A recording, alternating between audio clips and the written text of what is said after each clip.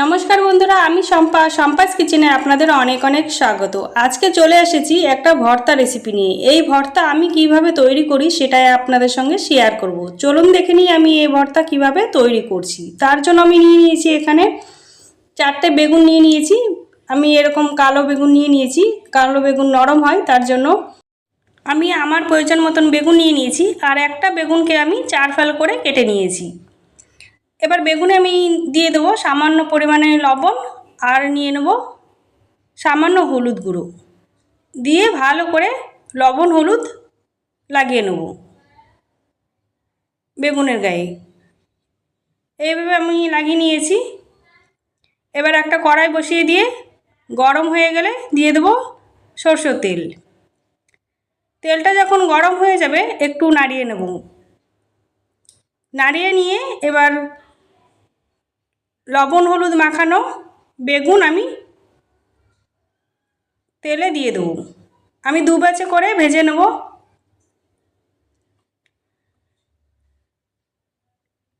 একটু নাড়িয়ে নেব।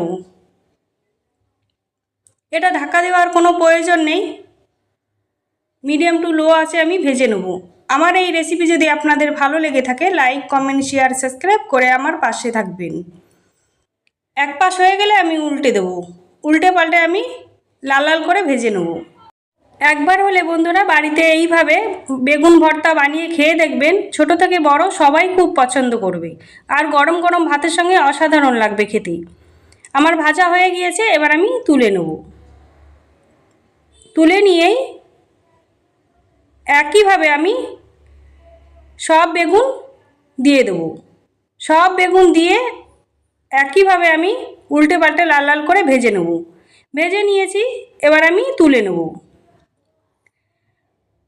তুলে নিয়েই একটু যখন ঠান্ডা হয়ে যাবে এবার এক সাইড করে দিয়ে দেবো পেঁয়াজ কুচি, আর দিয়ে দেবো একটা কাঁচা লঙ্কা কুচি। ঝালটা আপনারা আপনাদের পছন্দ মতন দেবেন, যে যেরকম পছন্দ করেন সেই অনুসারে দেবেন।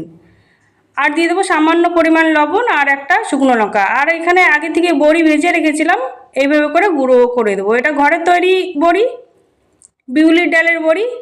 এবার ভালো করে লঙ্কাটা পেঁয়াজ সব কিছু আমি ভালো করে একসঙ্গে মেখে নেব। পোড়ানো ঝামেলা ছাড়াই একবার এইভাবে বেগুন ভর্তা বানিয়ে খেয়ে দেখতে পারেন, খুব ভালো হয় খেতে। আমি মিশিয়ে নিয়েছি এখানে। এবার দিয়ে দেবো উপর দিয়ে একটু কাঁচা সরষের তেল। যেহেতু ভর্তা তাই একটু কাঁচা সরষের তেল দিতেই হবে, না হলে ভালো লাগবে না। আর দিয়ে দেবো ভেজে রাখা গুঁড়ো করে রেখেছিলাম সেই বড়িগুলো দিয়ে দেবো। বড়িগুলো দিয়ে ভালো করে আমি মিশিয়ে নেব। মিশিয়ে নিয়েই আমি সার্ভ করে দিলাম বেগুন ভর্তা রেসিপি। আজকে তাহলে এই পর্যন্ত। ভালো থাকবেন, সুস্থ থাকবেন। আবার চলে আসবো অন্য কোনো রেসিপির সঙ্গে। ততক্ষণে সাবধানে থাকবেন।